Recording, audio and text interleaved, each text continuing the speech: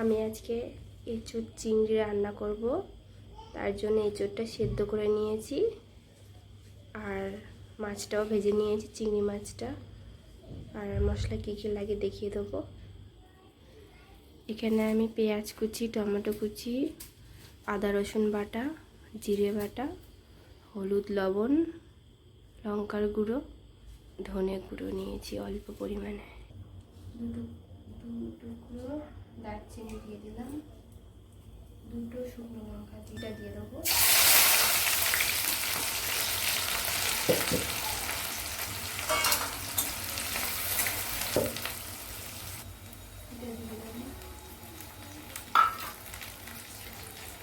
একটু লবণ দিয়ে দেবো, লবণটা মানে মরে যাবে।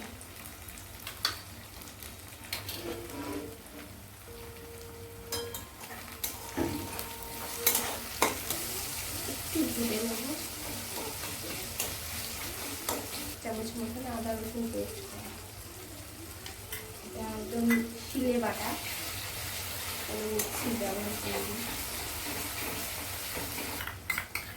এটা আমার একদম হাতে বাটা, এক চামচ মতন জিরে বাটা দিয়ে দিলাম বড়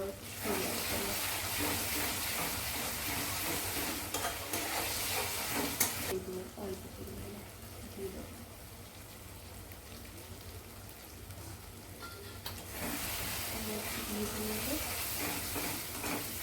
একটু জল দিয়ে দেবো অল্প পরিমাণে।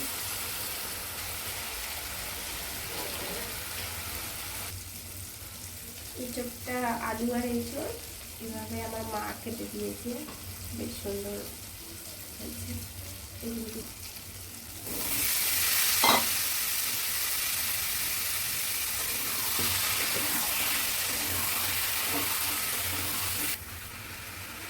ভালো করে একটু কষিয়ে নিয়ে এই যে সেদ্ধ করা জলটা আমি ফেললাম, এটাই দিয়ে দিই। এটার মধ্যে অনেক ডিম আছে, এটাই দিয়ে দিই।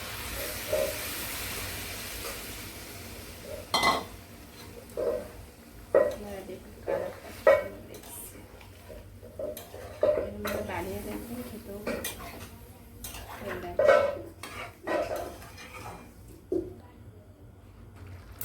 আমি এখানে 4টে কাঁচা লঙ্কা চিড়ে দিয়ে দিয়েছি, ওটা লাগিয়ে দেবো, ভেজে রেখেছিলাম।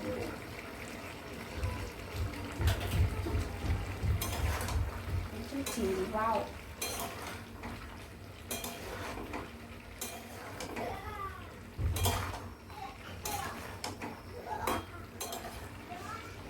এটা কিন্তু দারুণ লাগে। এবার একটু গরম মশলা দিয়ে দেবো,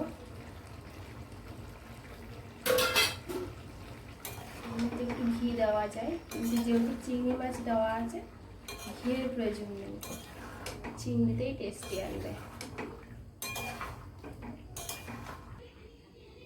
রেডি আমার এঁচোড় চিংড়ি। যদি ভালো লেগে থাকে সাবস্ক্রাইব করে দেবেন। Tata, by.